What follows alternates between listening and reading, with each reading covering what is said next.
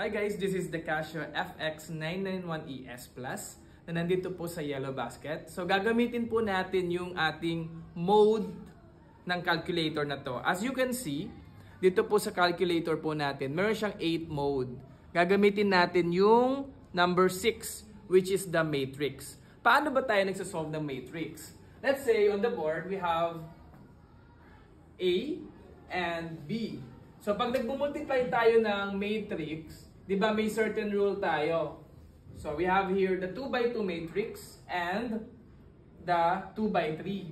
So dapat may mga rules tayo na dapat kino-consider para i-multiply siya. So if we're going to multiply A times B here, pwede natin siya i-multiply kasi yung column yung first is equal to the pwede siya i-multiply. Now, kapag minultiply naman natin si B times A, hindi na siya pwede. Kasi, mauuna ngayon tong si 2x3, kasi siya si B. Kapag minultiply mo sa 2x2, si column and row natin, hindi na the same. So, hindi siya pwedeng i-multiply. So, kapag sinolve natin to manually, napakadaming process. So, I will be teaching you using the FX991ES Plus kung paano siya isosolve. No? So, lapit ako konti para mas makita natin. So, gagawin lang natin, on natin syempre, tapos press mode. Then, click natin yung matrix number 6. So, press 6.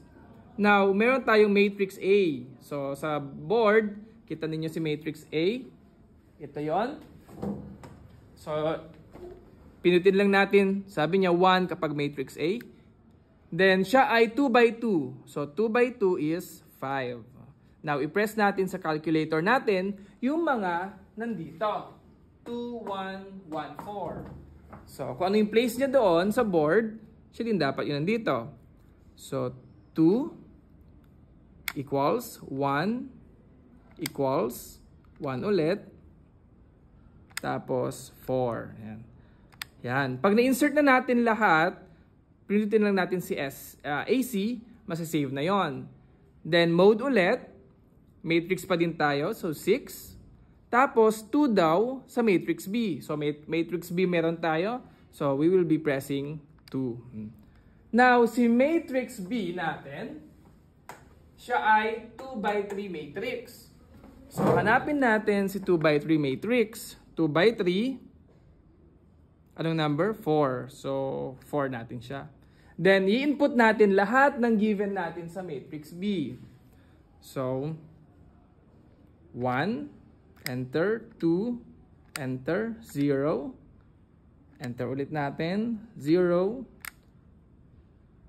tapos 1, tapos 2, then enter natin.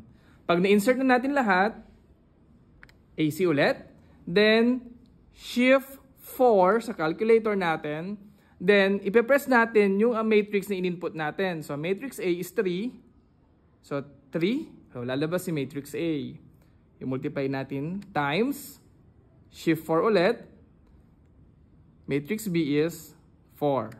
Yan. So, matrix A times matrix B, ito na yung sagot natin. So, ayan na. So, ang sagot natin dito ay 252,168. So, pwede nyo try manually. Now, sabi natin, bawal i-multiply si B times A. O, anong lalabas pag sila yung multiply natin?